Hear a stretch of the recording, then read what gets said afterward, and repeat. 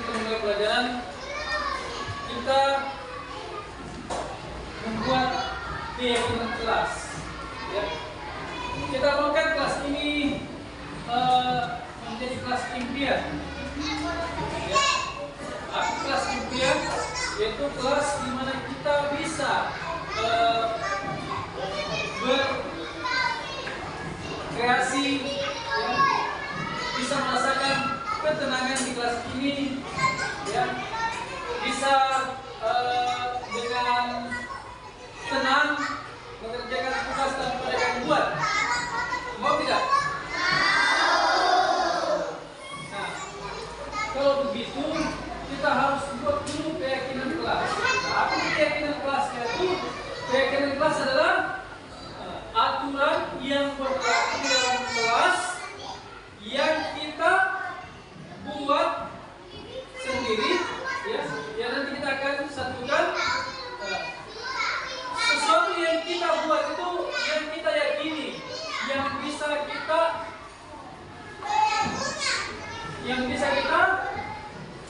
lakukan, ya, yang bisa kita amalkan di dalam kelas.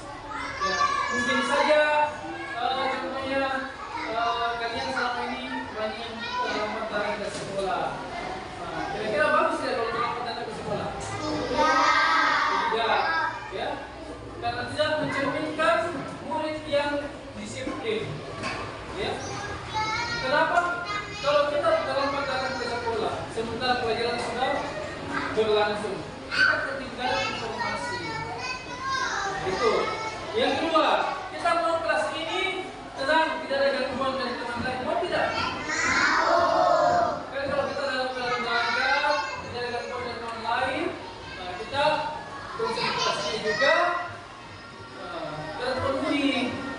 Ya, jadi begitu beri tugas, kita konsentrasinya bagus, otomatis kita mampu memahami pelajaran dengan baik. Ya. Terus yang ketiga, mungkin pakaian kita masih ada yang tidak rapi, ada yang masih di luar pakaiannya. Ya. Nah, sebentar, jadi kita membuat keyakinan kelas ini, yaitu peraturan yang kita sepakati bersama dan kita akan implementasi, kita akan laksanakan. Ya, kita akan kerjakan dari apa-apa keyakinan aturan yang kita yakini, ya, dan tidak akan melanggarnya. Berarti sekarang jadi contohnya aturan-aturan yang kita sepakati bersama. Kira-kira apa sih yang kalian ini, aturan apa yang kalian jadikan di dalam kelas supaya kalian belajar tenang, ya? Baik itu juga kalian juga merasa tepat waktu. Tapi baik, di sini Bapak Guru ingin membagikan sticky note, yaitu satu orang satu kertas, ya. Sebentar kalau sudah ditulis, tempelkan masing-masing berdasarkan kelompok, ya. Kelompok 1, kelompok 2, kelompok 3, kelompok 4, kelompok 5, kelompok 6. Jadi sesuai. Jadi kan saya satu kelompoknya dari kelompok 6, sekarang saya kelompok 7. Dan saya kelompok 7. Baik, setelah dibagikan kalian coba buat apa yang kita mau sepakati bersama di dalam kelas ini. Ngerti? Baik, saya akan bagikan ya. Berapa orang sini? 4.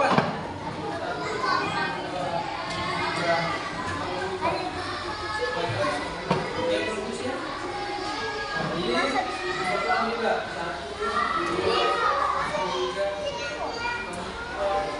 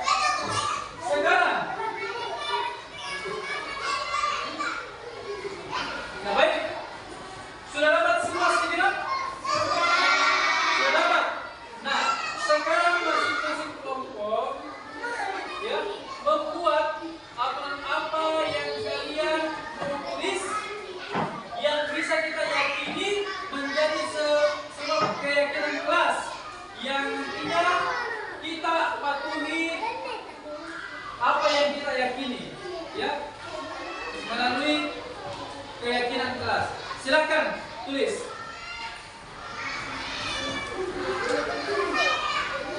Tulis nama kan, tulis nama dari kelompok mana, terus nanti ditempel berdasarkan kelompoknya.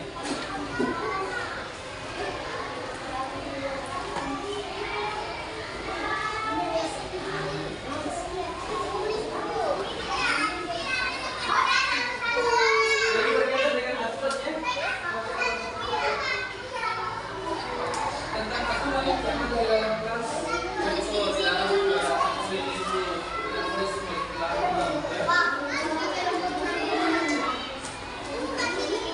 Ya, ini kelompok 1, 2, 3,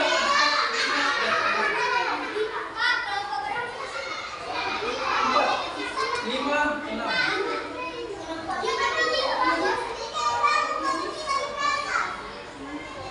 Ya, kita memiliki di kelas ini seperti apa? Untuk masuk kenalan, tidak mau diganti, silakan. Tidak usah terlalu panjang bahasanya, bisa singkat, yang jelas. Yang kalian tulis itu sudah tahu maksudnya apa.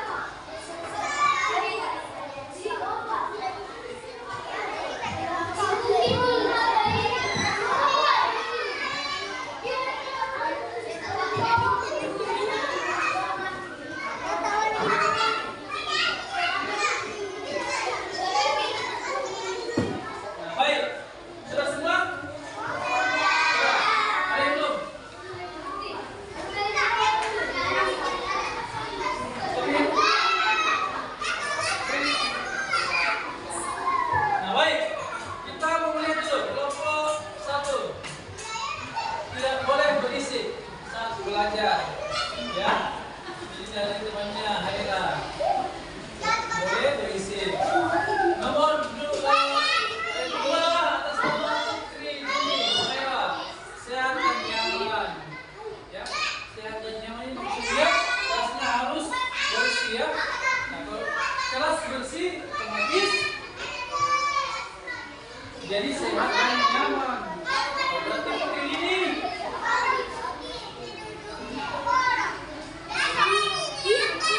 tadi Putri ini maunya kelas ini tidak boleh berisik saat belajar.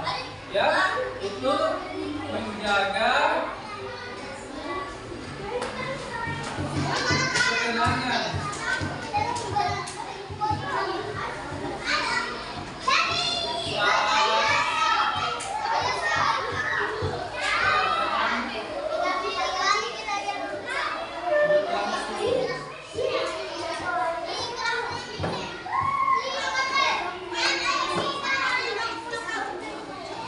Sehat dan nyaman.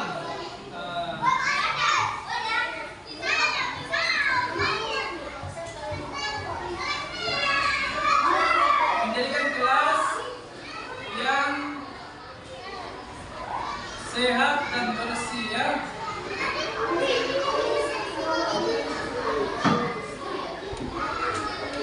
Nah, kalau kotor kelasnya otomatis jangan harap mau sehat, karena kalau kotor kelasnya banyak di situ jentik-jentik nyamuk. Nyamuk ini ternyata nyamuk Aedes aegypti, yang menurunkan penyakit malaria. Jadi harus sehat, kasta, ya. Terus dari musdalifah tidak boleh menyuntik saat belajar, tapi jujur, ya. Jujur dalam mengerjakan tugas, ya. Jujur dalam mengerjakan tugas. Tidak boleh jalan-jalan saat belajar. Itu sudah masuk menjaga ketenangan saat pelajaran berlangsungnya sama ini. Kelompok 2, saya ingin tidak boleh bermain pada saat belajar. Ya, sama juga ya, ini masuk menjaga ketenangan saat pelajaran berlangsung. Tidak boleh berbohong ya, sudah masuk jujur dalam jujur ya. Atau selalu bersikap jujur ya. Kita bahasain sini selalu bersikap jujur.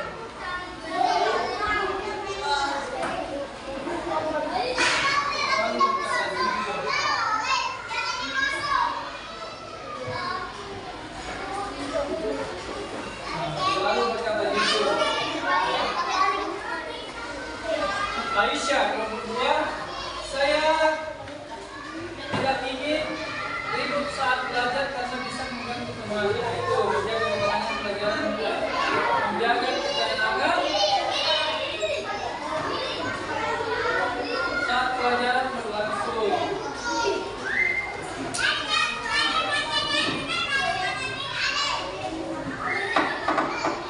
Terus tidak boleh berbicara saat belajar ya, sama juga. Kelas yang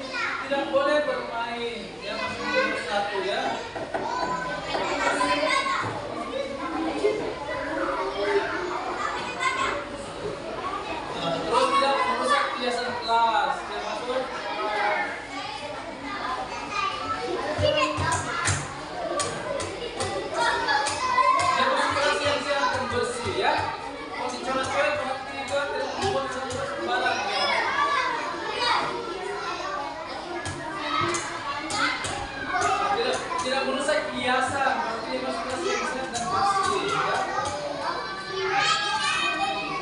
Menjaga keindahan kelas ya.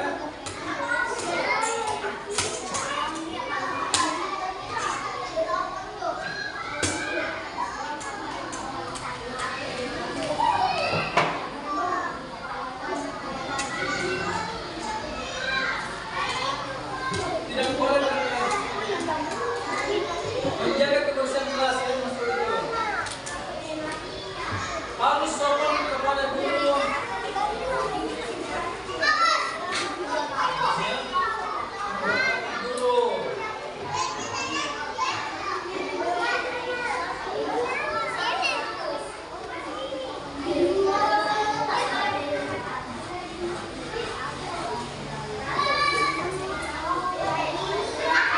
Kelompok keempat, adik ini tidak boleh bertengkar ya, masuk di kelas ini atau bawa pakaian tidak boleh berkelahi ya, masuk kelas. Dilarang main-main di kelas, dilarang buang sampah ya, masuk kelas yang sangat bersih. Dilarang buang sampah di kelas. Dilarang buang sampah.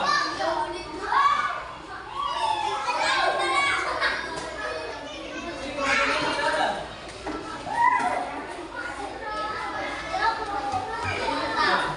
Jadi rata-rata keyakinan kelas yang kita yakini saat ini yaitu, jadi kita sudah yang kita buat, yang kita tempel, itulah yang kita yakini bersama dan akan menjadi aturan dalam kelas ini. Jadi kalau kita sudah meyakini, maka kita harus menjalankan dengan sungguh-sungguh keyakinan kelas yang kita buat. Jadi kesimpulannya dari keyakinan kelas yang kita buat hari ini, ya, yang pertama kita harus menghormati guru ya, atau orang yang lebih tua dari kita. Yang kedua, menjaga kebersihan kelas. Ketiga apa? Ketiga, selalu berkata jujur. Ya, keempat, menjaga ya keindahan kebersihan kelas. Ya, keindahan dan kebersihan kelas. Ya. Jadi itu kesepakatan kita. Mungkin ada yang mau menambahnya. Nanti ya, nanti kita tambah ya. Jadi beginilah membuat keyakinan kelas ya, dan kita sudah yakini bersama. Mengerti? Baik. Kalau begitu, Assalamualaikum warahmatullahi wabarakatuh. Yang saya hormati Ibu Kepala Sekolah UPT SPM SD Presa Pogaling 1 dan rekan-rekan guru UPT SPM SD Presa Pogaling 1. Assalamualaikum warahmatullahi wabarakatuh. Alhamdulillahirabbil alamin. Assalatu wassalamu ala Rasulillah wan Nabi sallallahu alaihi wasallam. Alhamdulillah, kesyukuran kita bisa dapat berkumpul di tempat ini ya, untuk bersama-sama mendengarkan diseminasi budaya positif, yakni sebagai aksi nyata calon guru penggerak yang saat ini saya sedang lakukan. Salam dan salam tercurah kepada junjungan Nabi Muhammad sallallahu alaihi wasallam, Nabi yang menghantarkan kita dari kegelapan menuju kehidupan yang penuh cahaya ilmu, sehingga kita masih bisa merasakan sampai saat ini nikmatnya Islam.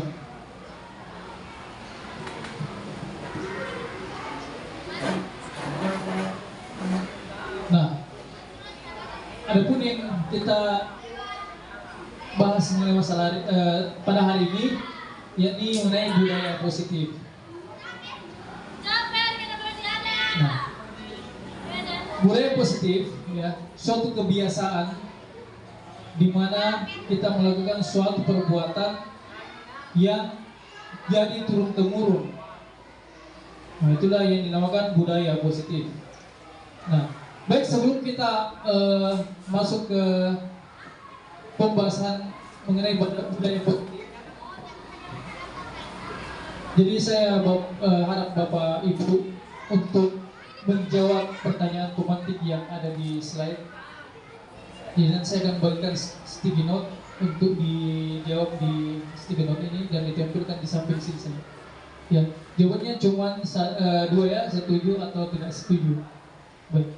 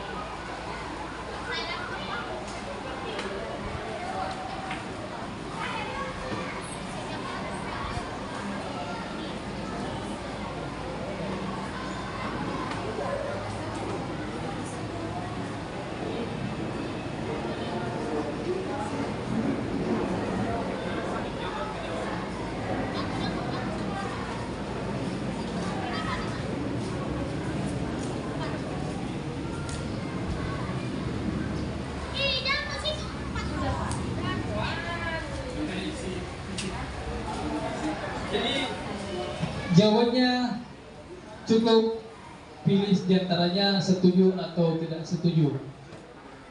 Ya. Terus Bu. Jadi yang pertama, pemberian hukuman dapat mendisiplinkan siswa. Yang kedua, pemberian hadiah atau reward bisa memotivasi siswa. 3, guru bisa mengontrol peserta didik. 4, seorang guru harus mampu memberikan solusi bagi siswanya.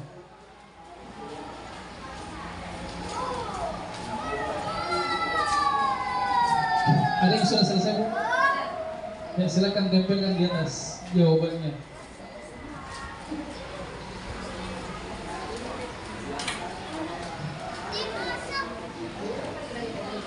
Ya, boleh tulis jawab namanya di pojok. Iya, tulis nama mata.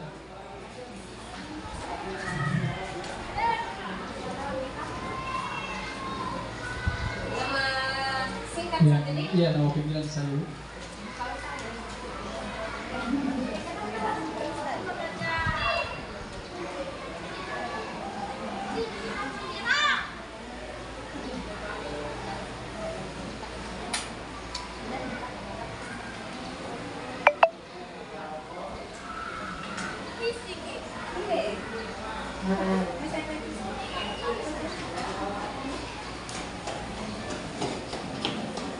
Itu yang dibawa.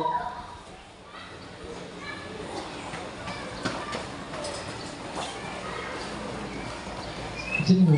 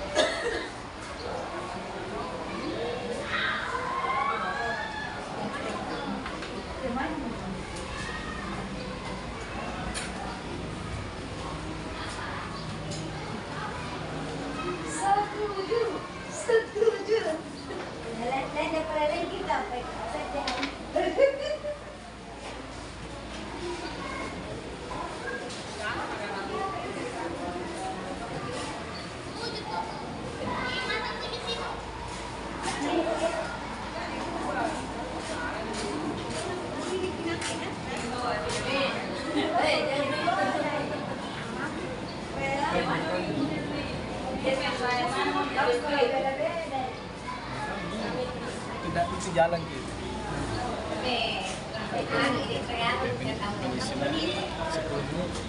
Kalau mati? Nanti tidak jalan gitu. Kalau biasa seperti lihat. Tidak, kalau mati tanya sih. Kenapa?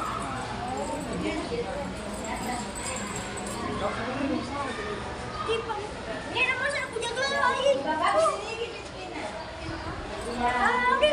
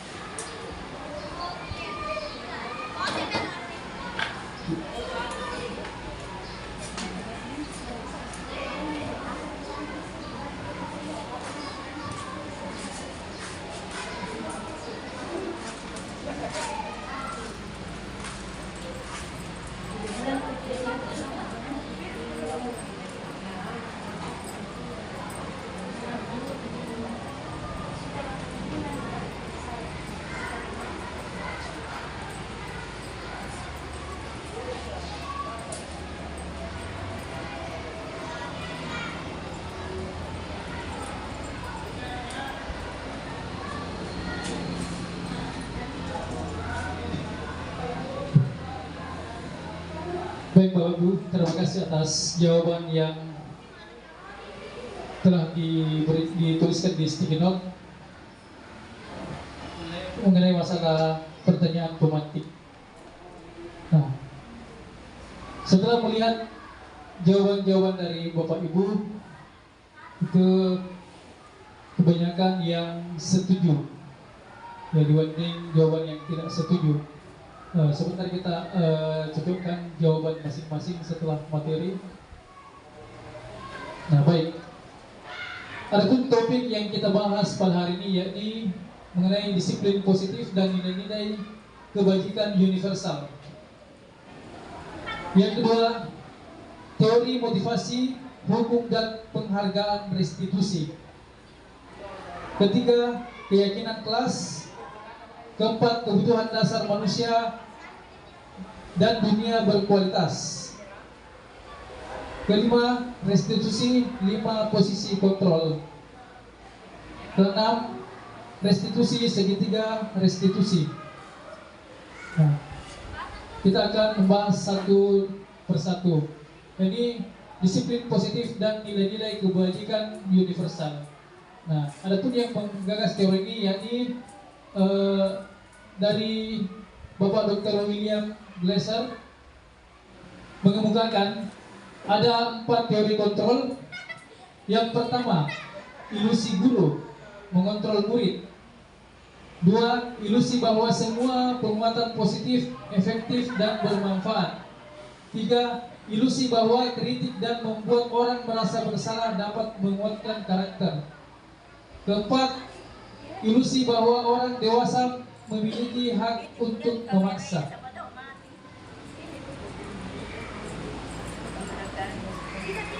Disiplin positif dan nilai-nilai kebajikan universal.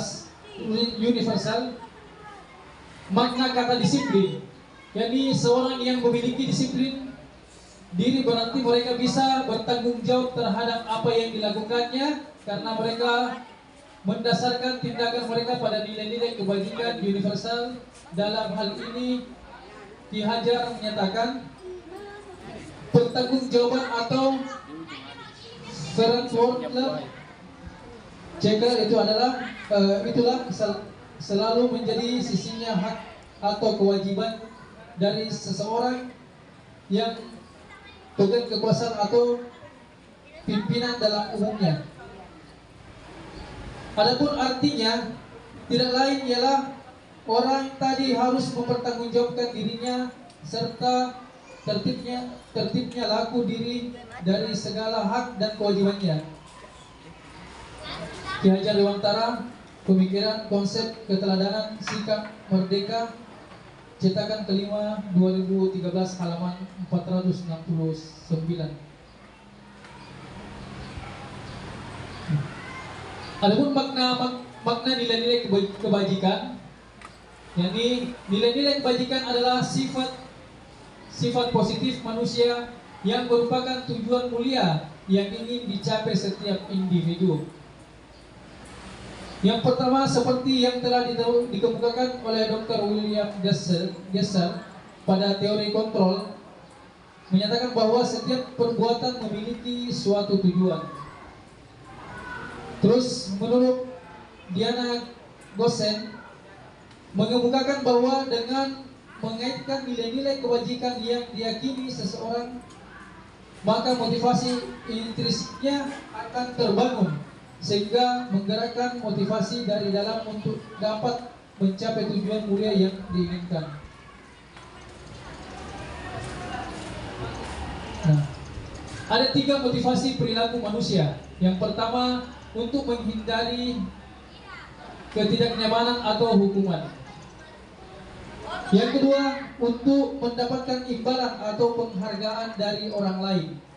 Yang ketiga, untuk menjadi orang yang mereka inginkan dan menghargai diri sendiri dengan nilai-nilai yang mereka percaya.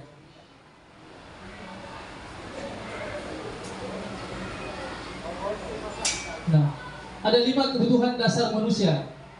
Yang pertama, kebutuhan untuk bertahan hidup, ya, atau survive. Ya, bagaimana kita seorang manusia punya cara untuk bertahan hidup. Ya. Yang kedua, kebebasan atau freedom. Yang ketiga, kasih sayang dan rasa diterima, love and believing. Nah, setiap anak ya memiliki hak untuk diberi kasih sayang dan rasa untuk ingin diterima. Yang keempat, penguasaan atau power. Yang keempat, kesenangan atau fun. Jadi ini lima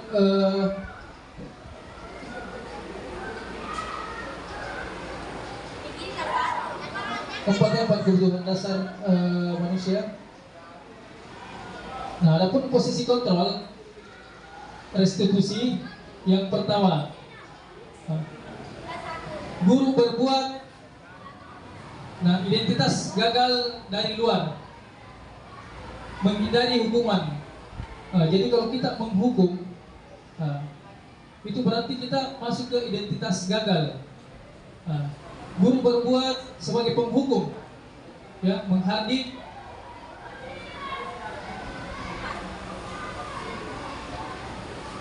menunjuk-nunjuk, ya. Jadi ciri-cirinya menghadik, menunjuk-nunjuk, menyakiti, menyindir. Itu salah satu dari identitas dari menghukum. Terus perkataan, kalau kamu tidak melakukan, awas ya. Ini hal ini yang sering biasa kita ucapkan. Ini bagian dari ciri-ciri menghukum, ya. Memberontak, menyalahkan orang lain, berbohong, ya. Yang ini salah satu ciri-ciri, ya. Murid meletakkan guru di luar dunia berkualitas.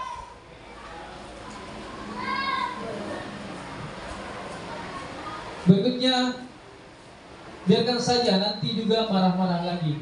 Nah, jadi ini adalah salah satu identitas atau ciri-ciri menghukum.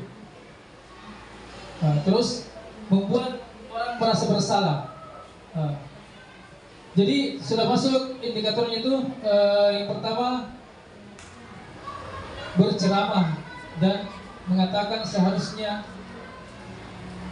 ibu kecewa.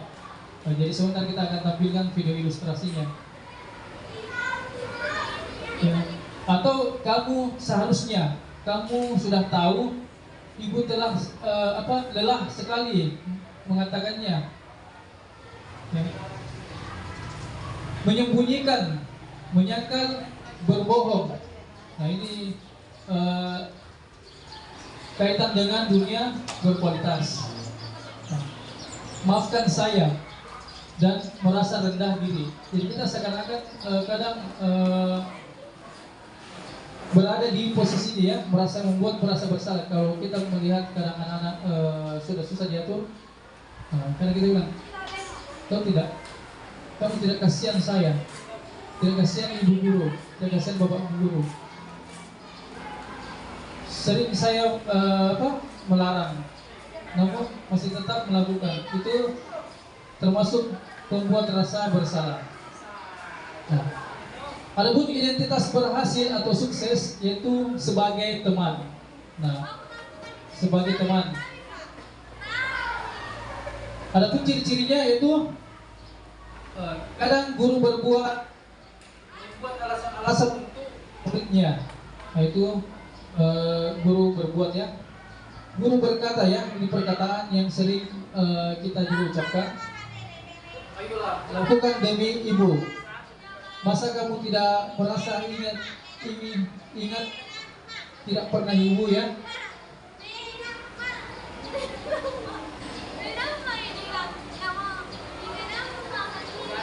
Ya, ingat tidak ibu pernah bantu? Ya, ini sebagai teman, ya. Ketergantungan, ya. Hasilnya ketergantungan.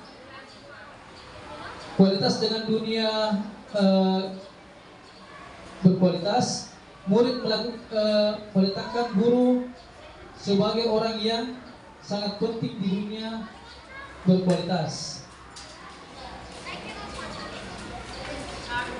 Terus sebagai pemantau, ya, menghitung dan mengukur. Guru berkata, apa peraturannya? Nah, yang sering diucapkan ketika kita berada di posisi pemantau, menyesuaikan diri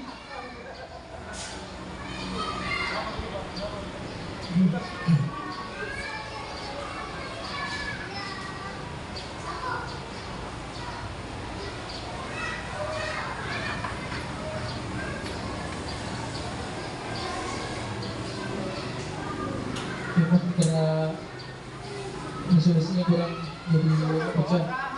Nah baik, mungkin saya untuk membedakan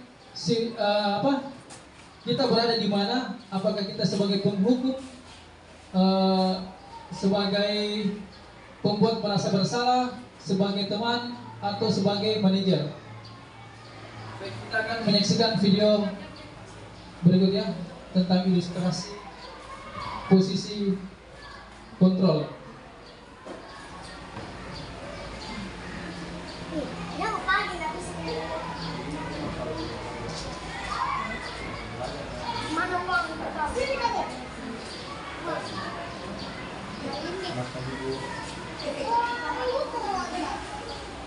Kamu deh. Pasti bawa enggak?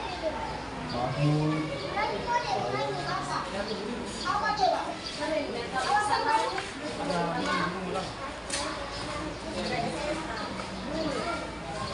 Kalau anak SD sudah tergambar tidak tertulis terus jangan kau nih mama di belakang dalam tas berumur dan untuk yang lain. Alasan kamu apa lagi? Kamu sih kamu tidak terlambat? Malas sekali ya kamu jadi anak. Saya Dasar pemalas.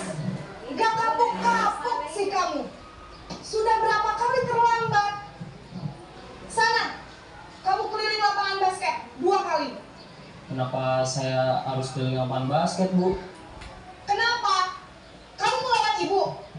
Berani-beraninya jawab. Sudah terlambat, masih berani jawab pula. Sekarang, keliling lapangan basket 5 kali sekalian. Biar kapok. Cepat. Pergi sana ke lapangan basket.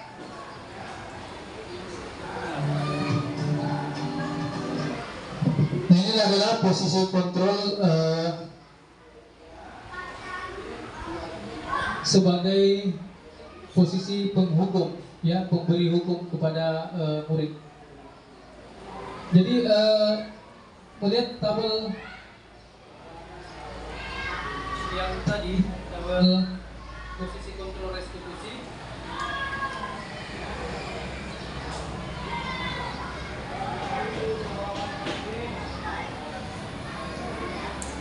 Setelah melihat tadi video ilustrasi tentang identitas posisi kontrol, sebagai penghukum itu identik dengan menghardik atau menunjuk-nunjuk, ya tadi seperti video tersebut, ya, menyakiti, ya, baik itu menyakiti secara verbal maupun non verbal. Kadang kata yang disebutnya itu kalau kamu tidak, ya, yang seperti video yang ditampilkan itu sebagai penghukum. Nah,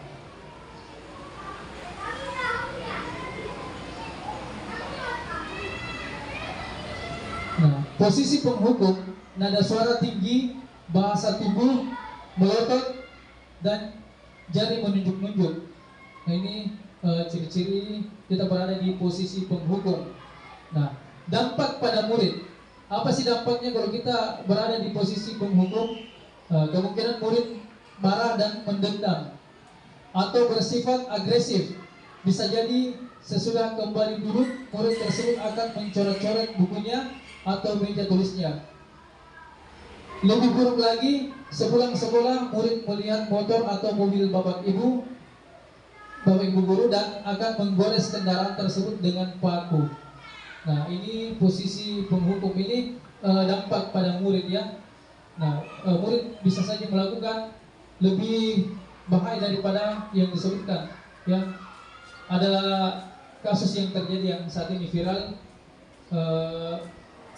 guru cuma menyuruh muridnya untuk sholat ya, lantas melapor, dia dijewer, melapor sama orang tuanya memeras si guru ini agar dia mencabut tuntutannya. Ada juga kejadian guru diparangi ya oleh siswanya karena terlambat datang ke sekolah, terus dia suruh untuk pulang saja. Nah, ini adalah posisi menghukum. Nah, inilah yang kita tidak inginkan dari dampak yang dilakukan oleh murid. Nah, ini berikutnya ilustrasi pembuat merasa bersalah.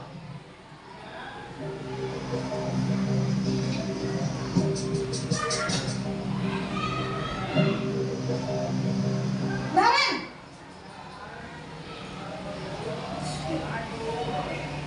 Selamat pagi, Bu. Naren, kamu kenapa terlambat lagi, nak? Ya Tuhan, Naren, kamu senang ya bikin ibu susah ya? Kalau kamu terlambat lagi, nanti ibu yang ditegur bapak kepala sekolah, nak. Disangka ibu tidak bisa membina kamu. Duh, gimana ini? Maaf, Bu. Duh, Gusti Naren, kamu suka ya kalau ibu ditegur bapak kepala sekolah? Terus, sekarang ibu harus tulis apa ini di buku absen? Ini kamu sudah sering terlambat loh. Ibu harus apa coba? Maaf, Bu. Maaf sekali. Ya sudah, lain kali jangan bikin ibu susah lagi ya nak ya. Ibu tidak akan kuat lagi kalau kamu begini terus. Bisa jantungan kalau ibu tegur bapak kepala sekolah. Sana cepat kelas. Maaf ya, Bu. Maaf sekali. Nah, baik, pada ilustrasi posisi kontrol pembuat merasa bersalah, ya, kalau kita mendengar bahasanya lembut ya, tidak menyakiti hati siswa. Namun ada juga dampak yang dirasakan pada murid. Nah, pada posisi ini biasanya guru akan bersuara lebih lembut, membuat rasa bersalah, akan menggunakan keheningan yang membuat orang lain merasa tidak nyaman, bersalah atau rendah diri. Nah, dampak pada murid, yakni murid akan merasa bersalah. Bersalah telah mengecewakan ibu atau bapak gurunya. Murid akan merasa menjadi orang yang gagal dan tidak sanggup membahagiakan orang lain. Kadangkala sikap seperti ini lebih berbahaya dari sikap penghukum, karena emosi akan tertanam rapat di dalam murid, menahan perasaan. Ya. Terkadang pernah kejadian di Jepang, ya, Jepang karena tidak berhasil, dia merasa bersalah kepada kedua orang tuanya, akhirnya dia bunuh diri.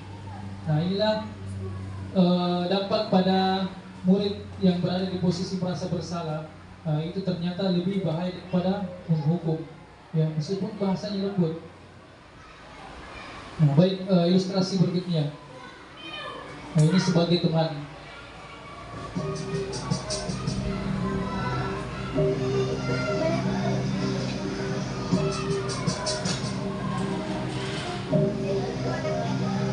Naren,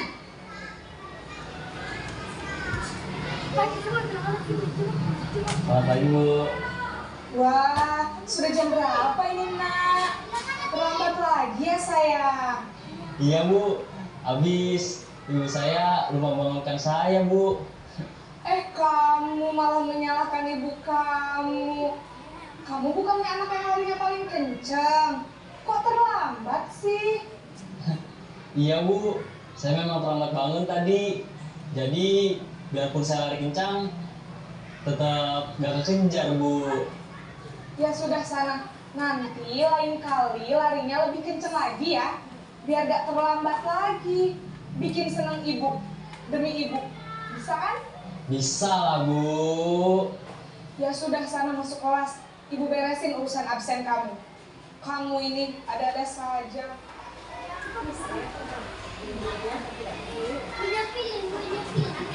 Baik, baik Bapak Ibu. Jadi posisi teman ini, guru pada posisi ini tidak akan menyakiti murid.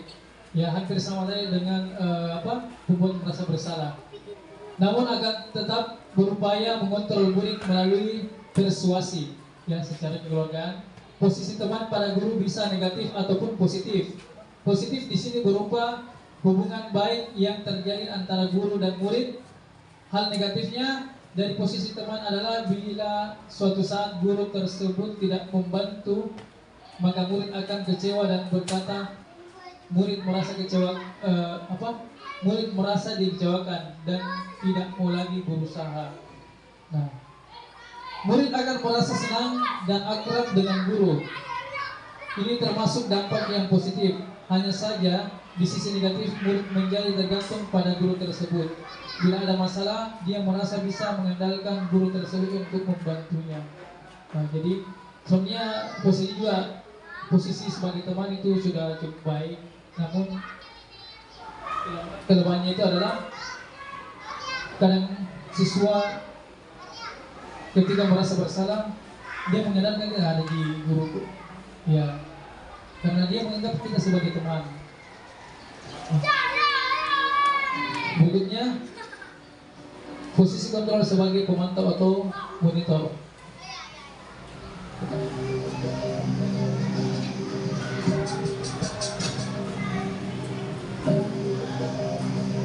Darren!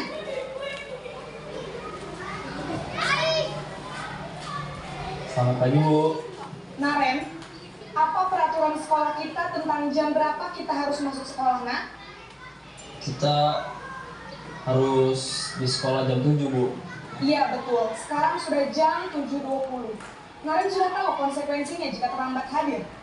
Paham Bu. Saya harus tinggal kelas pas jam istirahat selama 20 menit. Iya benar, konsekuensinya demikian. Jadi nanti jam 9.30 pas istirahat, kamu harus tinggal di kelas, kerjakan tugas tambahan untuk ketertinggalan kamu, ya? Baik Bu.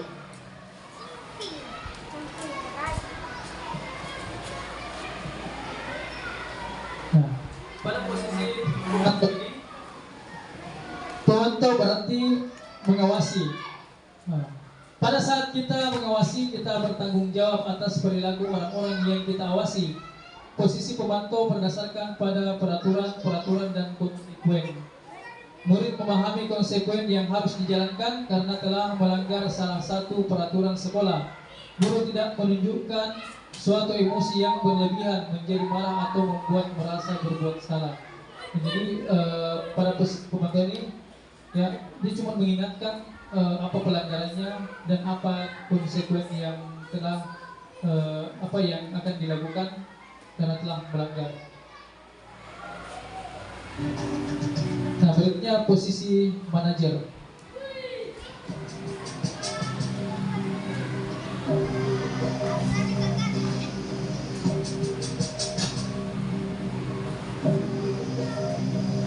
Naren!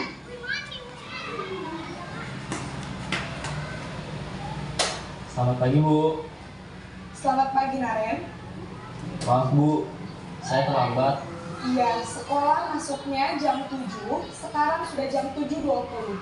Jadi sekarang bagaimana ini Naren? Maaf Bu, saya lupa setel alarm saya semalam. Baiklah, menurut kamu, keyakinan sekolah yang mana yang perlu kamu tingkatkan? Menghargai diri sendiri dan orang lain mungkin ya Bu. Setuju. Jadi, apakah Naren meyakini prinsip saling menghormati tersebut? Iya Bu, saya meyakininya. Apakah Naren bersedia memperbaiki masalah keterlambatan ini? Bersedia Bu. Bagaimana kamu akan perbaiki masalah keterlambatan ini? Saya akan coba untuk tidak lupa menyetel alarm saya Bu. Baik, Kalau Naren lupa nyari alarm di rumah, ada orang yang kira-kira bisa bantu mengingatkan tidak? Ada Bu, kakak saya, Kak Emma. Ada lagi selain Kak Emma? Selain Kak Emma, ada ibu saya. Baik, jadi yang mengingatkan Naren adalah Kak Emma dan ibu kamu ya? Kira-kira akan mulai start alarm kapan nih Naren? Setelah pulang sekolah, akan segera saya lakukan. Baik, jadi Naren akan setel alarm untuk bangun besok pagi dan akan diingatkan oleh kakak dan ibunda Naren ya. Ada lagi yang mungkin perlu dilakukan Naren agar tidak terlambat bangun lagi? Tidak ada Bu. Baik Naren, terima kasih untuk kerjasama kamu. Sekarang kamu perlu kembali ke kelas untuk belajar. Baik Bu, terima kasih.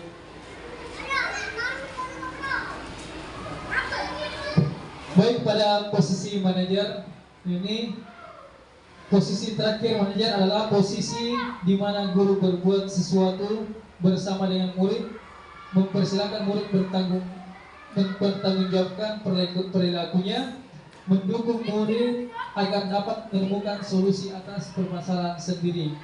Nah, fokus pada murid bukan untuk membahagiakan guru atau orang tua. Murid sudah mengetahui adanya suatu masalah dan sesuatu perlu terjadi.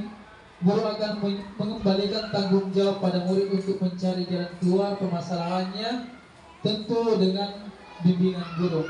Jadi pada posisi manajer ini, di mana kita menyelesaikan permasalahan pada murid, ya, dengan mencari sendiri apa jalan keluar dari permasalahan yang telah dilakukan.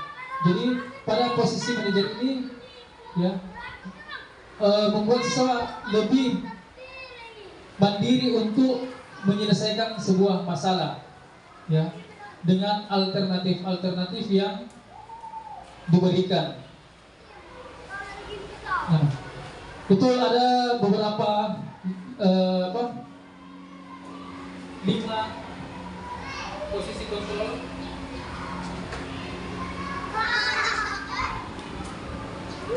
yang bisa kita yang biasa kita gunakan. Kita masuk pada posisi kontrol yang mana? Apakah kita sebagai penghukum atau pembuat orang merasa bersalah, atau teman, ya, pemantau atau manajer? Nah, ini adalah posisi kontrol ya. Nah, menurut tabel posisi kontrol restitusi, penghukum dan pembuat orang merasa bersalah itu identitas gagal, ya, yang seharusnya tidak boleh dilakukan, ya. Identitas berhasil atau sukses itu sebagai teman atau pemantau, itu boleh, ya. Tetapi bagusnya kita menggunakan identitas yang berhasil atau sukses itu menghargai diri sendiri ya, sebagai manajer. Jadi pada posisi kontrol manajer yang sudah menggunakan segitiga restitusi dalam menyelesaikan masalah, inilah yang terbaik yang bisa kita implementasikan dalam menyelesaikan masalah-masalah yang kita hadapi kepada peserta didik.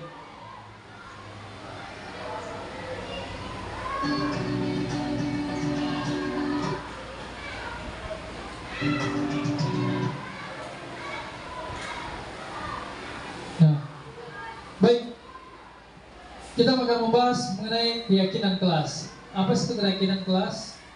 Nah, jadi keyakinan kelas adalah nilai-nilai kebajikan antar prinsip-prinsip universal lepas dari perbedaan agama, suku, negara, dan bahasa. Menurut dosen, suatu keyakinan akan lebih memotivasi seseorang dari dalam intrinsik.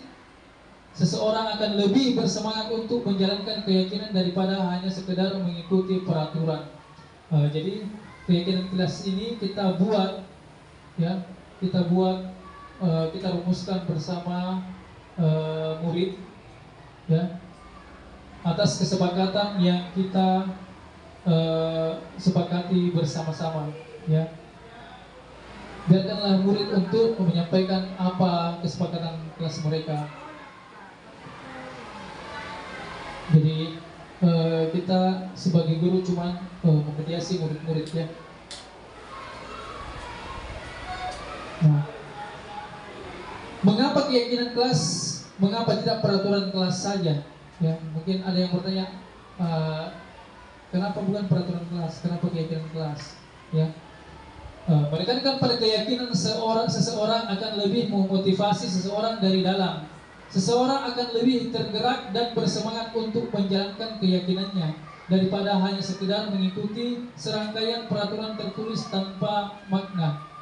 Murid-murid pun demikian, mereka perlu mendengarkan dan memahami arti sesungguhnya tentang peraturan-peraturan yang diberikan, apa nilai-nilai kebajikan di balik peraturan tersebut, apa tujuan utamanya, dan menjadi tidak tertarik atau takut sehingga hanya sekedar mengikuti serangkaian peraturan-peraturan yang mengatur mereka tanpa memahami tujuan mulianya. Ya, jadi keyakinan itu lebih bersifat bahasanya itu tidak terlalu menekankan ya. Ya. Sementara peraturan itu dia lebih menekankan kepada konsekuensinya. Nah, keyakinan kelas ya, ini selalu bersikap positif, ya. Senantiasa menjadi diri terbaik, percaya dan menghormati orang lain serta barang miliknya, berkomitmen terhadap setiap tugas, senantiasa membantu.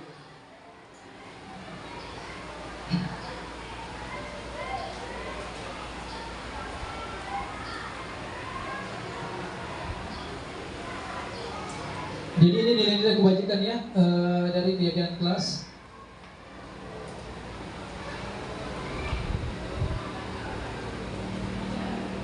Ya, pertanyaan reflektif. Irfan kurang menguasai pelajaran matematika sehingga pada saat pelajaran tersebut berlangsung dia lebih banyak terdiam diri atau menggambar di buku pelajaran. Pada saat guru matematikanya, Pak Seno menanyakan pertanyaan, Irfan menjadi gugup dan tidak sengaja menjatuhkan tasnya dari kursi, serta tiba-tiba menjadi gagap pada saat berupaya menjawab.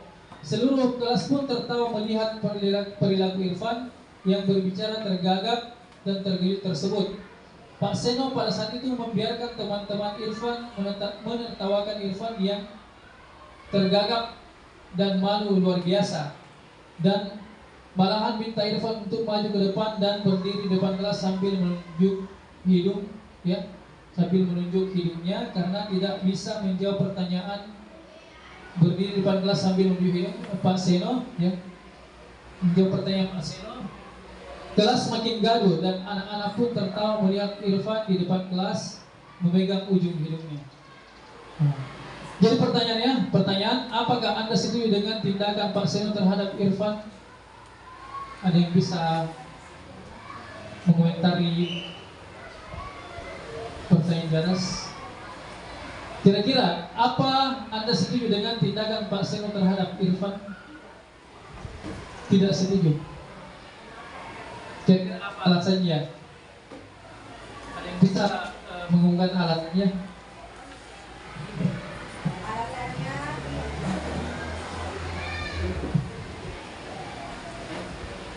Saya tidak setuju dengan tindakan Pak Seno. Sebagai seorang guru, kita sudah mengetahui kemampuan siswata.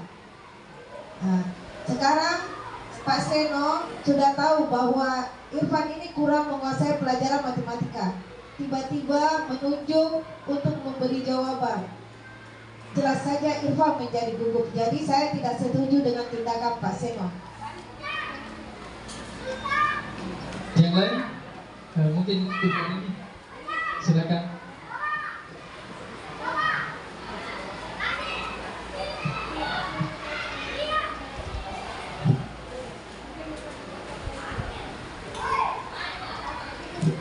Baik, terima kasih atas kesempatannya Pak.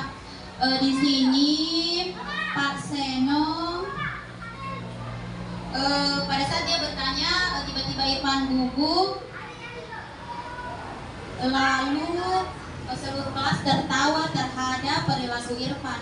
Nah, saya akan menjawab pertanyaan nomor 2. Menurut Anda tindakan Pak Seno terhadap Irfan adalah sebuah hukuman atau konsekuensi? Mengapa? Pada saat itu Pak Seno membiarkan Irfan ditertawakan dan tergagap malu luar biasa. Menurut saya itu adalah sebuah hukuman untuk Irfan. Dan mestinya di sini Pak Guru, dia seperti tadi di dalam 5 posisi kontrol, dia semestinya menjadi manajer atau pemantau agar Irfan ini tidak kehilangan kepercayaan dirinya. Terima kasih.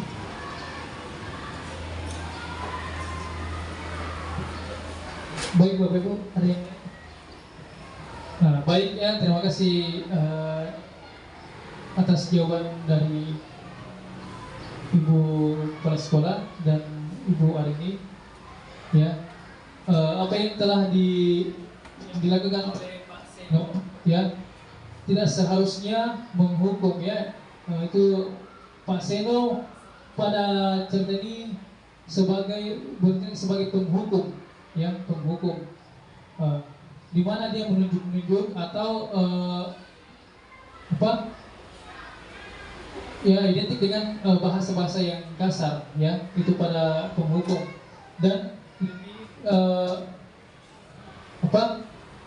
siswa ini kalau seperti ini pasti akan dendam, ya, karena teman-temannya sudah menertawakan, ya, pasti dia merasa malu. Nah, menurut Anda tindakan Pak Seno terhadap Irfan adalah sebuah hukuman atau konsekuen? Nah, jadi Ibu Ani tadi menjawabnya konsekuensi, hukuman, ya, hukumannya. Jadi pada ilustrasi di atas ini Pak Seno memberi hukuman kepada Irfan, itu dengan maju ke depan untuk menunjuk hidungnya, ya.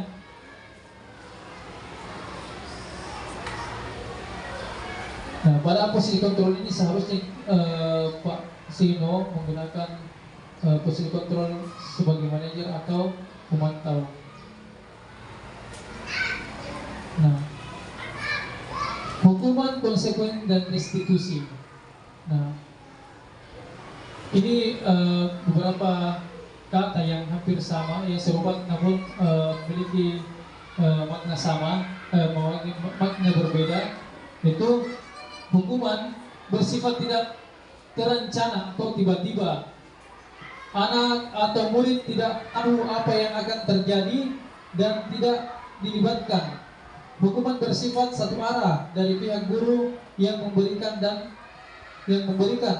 murid hanya menerima suatu hukuman tanpa melalui suatu kesepakatan atau pengarahan dari pihak guru, baik sebelum atau sesudahnya. Hukuman yang diberikan bisa berupa fisik maupun psikis murid yang disakiti oleh suatu perbuatan atau kata-kata. Jadi hukuman ini lebih mengarah ke arah yang negatif, kan? Jadi tidak terencana atau tiba-tiba. Terkadang kita menyuruh anak-anak untuk keliling lapangan atau jalan jongkok yang tidak disepakati oleh murid. Nah, itu pengertian hukuman. Nah, sedangkan konsekuen, ya, konsekuen adalah terencana atau sudah disepakati, sudah dibahas dan disetujui oleh murid dan guru. Umumnya bentuk-bentuk konsekuen dibuat oleh pihak guru dan murid sudah mengetahui sebelumnya konsekuen yang akan diterima. Bila pelanggaran, konsekuen murid tetap dibuat tidak nyaman untuk jangka waktu pendek. Konsekuen biasanya diberikan berdasarkan suatu data yang umumnya dapat diukur, misalnya setelah 3 kali tugasnya tidak diselesaikan pada batas waktu yang diberikan, atau murid melakukan kegiatan di luar kegiatan pembelajaran, misalnya mengobrol, maka murid tersebut akan kehilangan waktu bermain dan harus menyelesaikan tugas karena ketertinggalannya. peraturan dan konsekuen mengikuti ini sudah ketahuan sebelumnya oleh murid. Sikap guru di sini senantiasa memonitor murid. Nah ini perbedaan dari hukum dan konsekuen ya. Jadi konsekuen itu sudah murid sudah tahu bahwa kalau dia melakukan taruhlah murid ini bermain di dalam kelas, konsekuensinya adalah dia tidak keluar main. Dan kita sudah sepakati ya, disepakati. Namun di sini masih tetap merasa tidak nyaman kepada murid ya, karena murid yang lainnya sudah makan ya, sudah keluar main. Sementara yang satu ini yang dapat konsekuen tetap di dalam kelas ya, pasti murid itu merasa masih merasa tidak nyaman.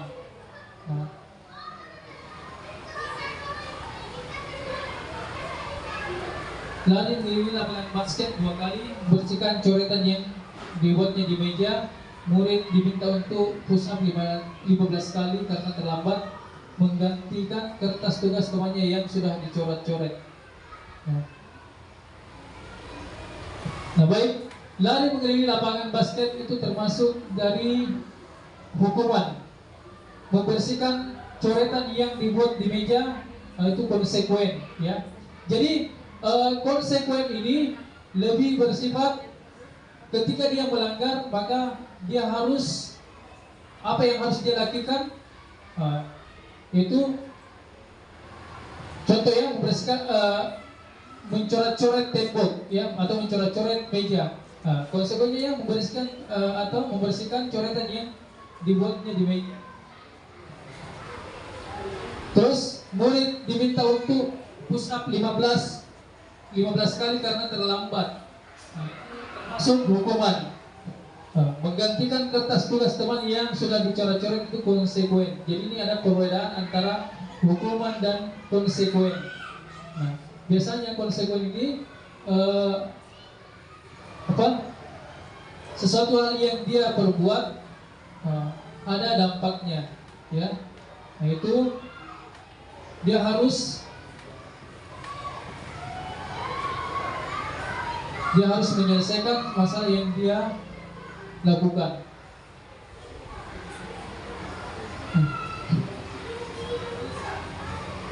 Nah, apa itu restitusi?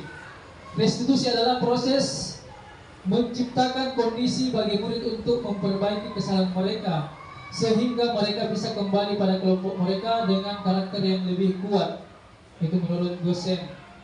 Restitusi juga merupakan proses kolaboratif yang mengajarkan murid untuk mencari solusi untuk masalah mereka dan membantu murid berpikir tentang orang seperti apa yang mereka inginkan dan bagaimana mereka harus memperlakukan orang lain. Ini menurut Gerson Gossen. Nah, segitiga restitusi adalah suatu proses dialog yang dijalankan oleh guru atau orang tua agar dapat menghasilkan murid yang mandiri dan bertanggung jawab. Jadi tujuan dari segitiga restitusi. Jadi bagaimana kita bisa mengajarkan kepada murid untuk bertanggung jawab atas apa yang telah dilakukan dan mandiri untuk mencari solusi-solusi kepada permasalahan yang dia hadapi dan bertanggung jawab atas apa yang telah dia lakukan. Nah, ini adalah segitiga restitusi, ya. Ini validasi tindakan yang salah. Nah, pada validasi tindakan yang salah, kamu tentunya punya alasan mengapa melakukan hal itu. Ini adalah pertanyaan yang bisa kita layangkan kepada murid. Adakah cara yang lebih efektif untuk mendapatkan apa yang kamu butuhkan? Untuk menstabilkan identitas, setiap orang pasti pernah melakukan kesalahan. Terus kamu bukan satu-satunya yang pernah melakukan. Menanyakan keyakinan kelas apa yang telah kita sepakati. Kamu ingin menjadi orang yang seperti apa? Nah, seperti 5 posisi kontrol tadi, yaitu sebagai manajer. Jadi dia sudah menjalankan ketiga langkah-langkah ini ya pada segitiga restitusi, itu menanyakan identitas, menstabilkan identitas, dan meyakinkan keyakinan, menanyakan keyakinan. Nah, proses 3 tahap tersebut didasarkan pada prinsip-prinsip utama dari teori kontrol, yaitu menstabilkan identitas. Nah, kita semua akan melakukan hal terbaik yang bisa kita lakukan. Yang kedua, validasi tindakan yang salah. Semua perilaku memiliki alasan. Yang ketiga, menanyakan keyakinan. Kita semua memiliki motivasi internal. Nah, jadi pada teori kontrol ini kita semua akan melakukan hal yang terbaik yang bisa kita lakukan. Jadi kita memberikan peluang, kesempatan kepada murid yang melakukan kesalahan untuk dia bisa ya, dia bisa kan melakukan sesuatu yang terbaik. Nah, terus semua perilaku memiliki alasan. Jadi apa yang telah murid lakukan, itu pasti akan memiliki alasan. Ya, mungkin saya dia terlambat karena kendaraannya bocor ya, kondisi sepeda bocor, atau kondisi paling itu alasannya ya terlambat bangun, itu kebanyakan ya. Terus kita semua memiliki motivasi internal. Jadi selain kita memberi motivasi kepada anak tersebut. Dalam penerapan program disiplin positif, hendaknya guru memiliki standar kepribadian profesional dan sosial yang baik, di mana guru mampu merefleksi dirinya dalam posisi kontrol saat ini. Bagaimana perjalanan dirinya sebagai among atau manajer yang menuntun murid-muridnya menjadi insan mandiri, merdeka, dan bertanggung jawab.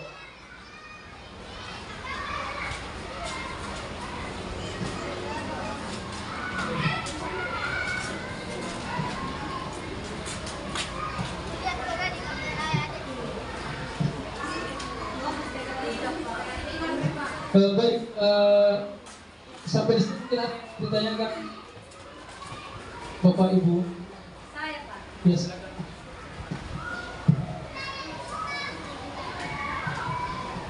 Bismillahirrahmanirrahim. Assalamualaikum warahmatullahi wabarakatuh. Mengenai tanya saya,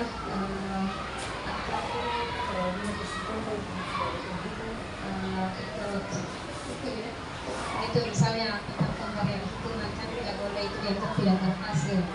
Terus konsekuensi dan yang ketiga media. Itu kalau misalnya dalam ada satu kasus di kelas ya, kan ini ketika Pak Iqbal tadi menjelaskan, kita langsung menerawang ke kelas masing-masing ya, tentang apa-apa saja dan apa yang harus dilakukan. Kalau misalnya Pak, ada siswaku hampir 6 bulan, 1 semester bahkan lebih, setiap hari, setiap masuk pagi jam 7 selalu terlambat. Sudah, kalau peraturan kelas, bukan keyakinan kelas ya, peraturan di dalam kelas itu sudah disampaikan di awal pembelajaran sebelum dia resmi diterima di kelas. Misalnya di kelas 2, saya sudah sampaikan aturan-aturan di kelas, tidak boleh terlambat sekian, jam begini.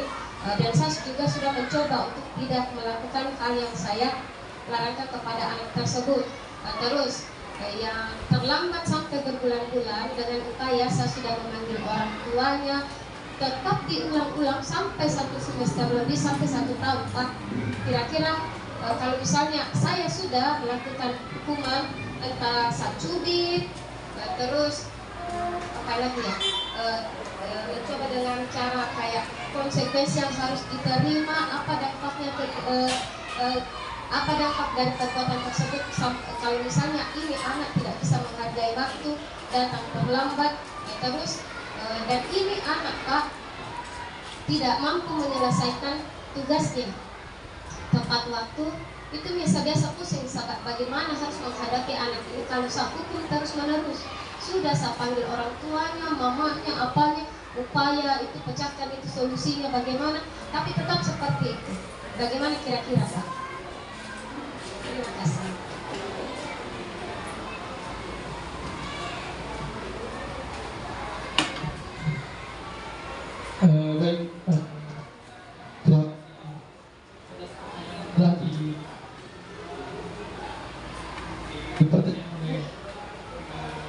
Ya. Mengenai masalah sudah sering kali ditegur akibat sering terlambat, namun tidak ada sama sekali perubahan. Ya, dia sudah konsultasi atau sudah memanggil orang tuanya, namun belum berubah ya, masih tetap. Nah, baik. Jawaban yang mungkin bisa mewakili pertanyaan dari Bica. Yang pertama, kita sebagai pendidik pertama sabar ya, sabar. Karena kenapa? Ketika kita mendapat masalah seperti ini, mungkin kita sudah tahu alasannya dia terlambat kenapa. Alasannya terlambat mungkin karena sesuatu hal. Nah, kita coba tetap memberikan posisi sebagai manajer dengan berlandaskan segitiga restitusi, yakni kita tanyakan dulu alasan kenapa dia terlambat, terus kira-kira apa solusi yang bisa diberikan karena terlambat. Terus kita memberikan motivasi bahwa setiap orang pasti pernah melakukan hal seperti yang dia lakukan. Terus menaikkan keyakinan dia, keyakinan terhadap apa yang dia langgar. Nah, tapi masih tetap seperti itu yang masih terlambat. Nah, kita menghindari yang namanya menghukum. Karena kenapa? Sekarang kan kita sudah diikat aturan, ya, di mana sudah ada undang-undang perlindungan anak. Jangan pun memukul, menggertak sayang anak, marahi, itu sudah masuk di ranah hukum. Jadi saya tetap kita sabar. Setidaknya kita sudah sampaikan juga kepada orang tuanya. Tugas kita sebagai guru bukan mengubah anak, ya. Tujuan kita itu bukan mengubah anak. Ibarat kita petani, ya.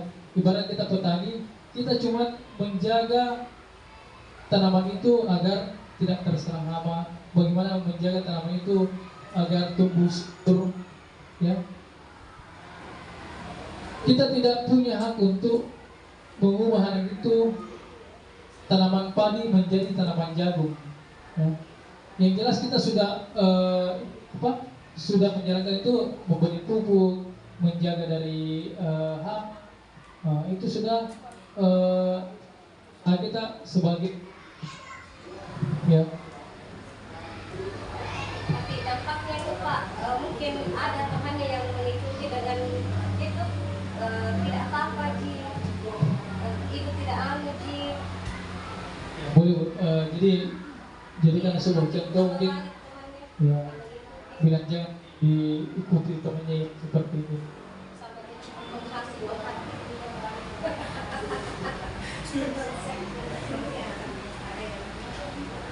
Saya pernah panggil orang tuanya, neneknya, saya kasih tahu kenapa ya anak selalu terlambat ke sekolah. Katanya kalau malam begadang nih, dan jangan dipendek kayak begadang itu kontrol di bawah jam 10 anak sudah harus tidur. Karena iya ibu begitu dia terus sampai 1 semester. Abiannya ada pendidikan tidak itu kalau masuk jam itu tapi saya pernah. Ya, yang jelas anak kita selama lagi itu berada di lingkungan sekolah itu tanggung jawab kita. Kalau sudah di lingkungan rumahnya itu tanggung jawab orang tuanya. Jadi setidaknya kita sudah menyampaikan sesuatu hal yang baik, ya. Jadi itu jangan pernah bosan untuk memberitahu, menyampaikan alasan untuk anak itu berubah atau tidak. Itu bukan tugas kita, ya. Jadi bagaimana kita untuk bisa menyampaikan saja ya. Kita tidak akan mungkin bisa merubah karakter anak, ya. Baru satu masalah. Ya. Memang hal ini biasa juga dipertanyakan di CGP. Mungkin ada masalah yang bertanya, Bapak Ibu, atau ada yang mau menanggapi dari pertanyaan yang telah ditanyakan oleh Ibu Aisyah Syarif. Silakan, Bu.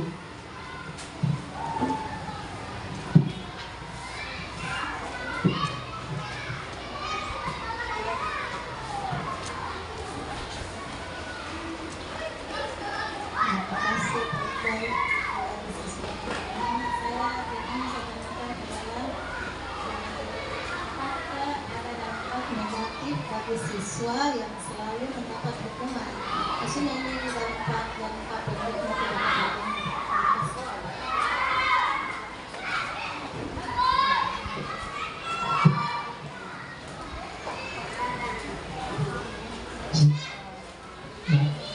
Baik, terima kasih atas pertanyaan dari Ibu Ubaya mengenai masalah apakah ada dampak pendek atau jangka panjangnya memberi hukuman. Nah, baik, paling jangka pendeknya itu anak-anak pasti sebar ya sama kita karena telah menghukum, ya. Ya mungkin itu seperti yang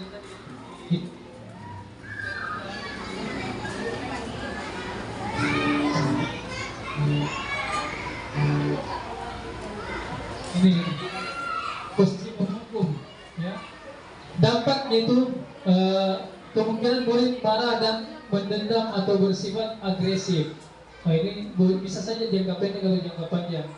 Yang kedua bisa jadi sesudah kembali bolos, murid tersebut akan mencoret-coret bukunya atau meja tulisannya.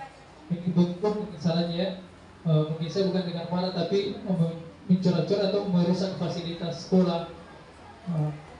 Ya, murid tersebut akan mencoret-coret bukunya atau lebih buruk lagi sepulang sekolah murid motor yang tidak masalah. Nah, itu bentuk kekesalan ya. Jadi itu dampak yang kadang bisa kita lihat pada murid ya, entah dia itu marah di bangkit atau merasa tidak enak ketika kita yang masuk mengajar ya. Bang, kita juga pernah diajar seperti ini ya oleh guru yang sering menghukum, tapi kita tidak merasa dendam, malah kita merasa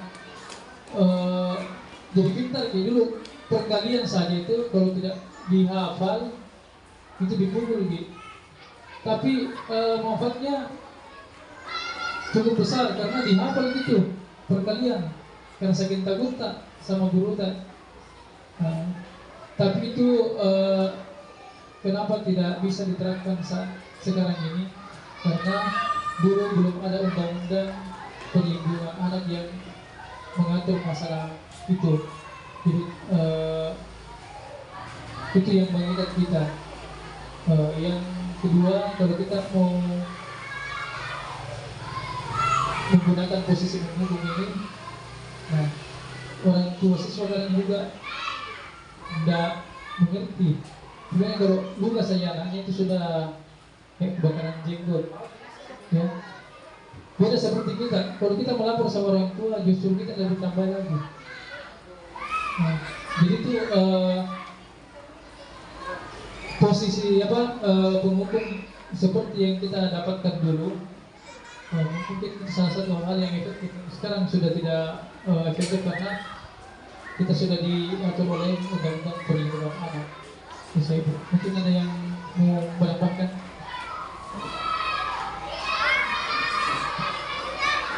Baik, terima kasih.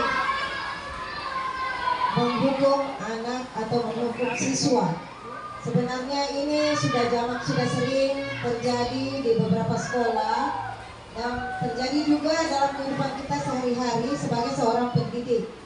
Karena siswa itu beraneka ragam sifat dan pembawaannya. Nah, sekarang ada dampaknya tidak kepada siswa yang kita hukum. kalau kita mau menghukum siswa, kita melihat kondisi siswa tersebut. Jangan langsung datang langsung menghukum tanpa tahu apa kejadiannya. Jadi anak itu tidak merasa dendam atau tidak merasa bahwa saya ini ingin dipermalukan. Jadi sebagai seorang pendidik, kita harus menenangkan diri dulu, kemudian anak juga ditenangkan, kemudian kita baru hukum dia. Setelah menghukum, dekati kembali anak itu, tanyakan kenapa kamu bisa dihukum. Dan ini pernah saya lakukan. Anak itu kebetulan dia ke sekolah, dia bawa badik bapaknya karena dia diam sama temannya. Terus saya hukum, saya tahan gitu badik. Suruh panggil orang tuanya datang marah. Saya tanya, Pak ini sekolah, saya hukum anak tak karena dia bawa badik. Tidak layak anak SD bawa badik. Katanya diancam temannya. Saya panggil itu anak, ketemu dengan temannya. Ternyata ini anak yang mau menunjukkan kehebatan dia, makanya dia membawa badik ke sekolah. Dan kita sebagai seorang pendidik jangan langsung menghukum begitu saja, tapi mempelajari dulu apa kejadiannya sehingga anak itu tidak dendam. Dan alhamdulillah sampai sekarang anak itu sudah sukses. Terima kasih. Baik Bu, terima kasih atas tambahan jawaban dari pertanyaan yang telah dilakukan oleh Ibu Nurbaya. Nah baik, sebelum kita menutup perjumpaan kita pada hari ini, mungkin ada satu orang yang bisa memberikan materi pada hari ini. Ibu Arina mungkin, silakan Bu.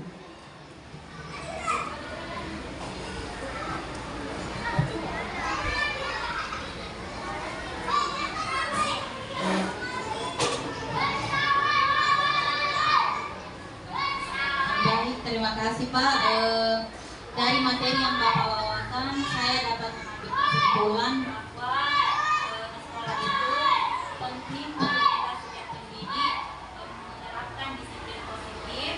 Ketika sudah berjalan, akan lebih baik lagi kita telah mulai membiasakan agar perilaku anak itu mulai terinspirasi bukan lagi dari eksternalnya dari luar, tetapi dari dalam diri contohnya saja datang lebih pagi walaupun kita tidak ingatkan berkali-kali dia sudah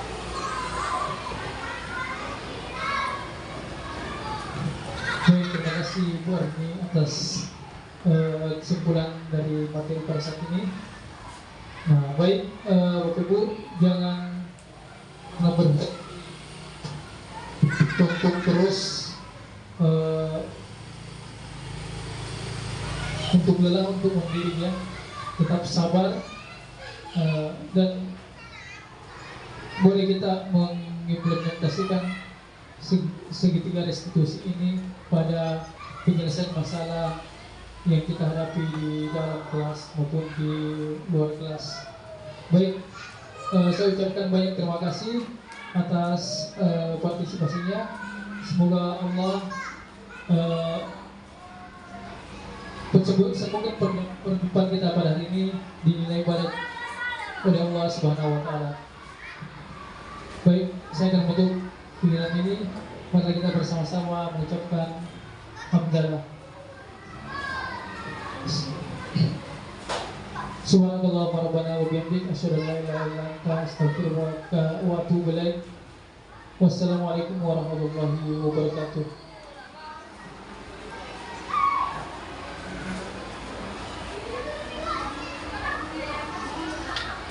Masih bisa nih.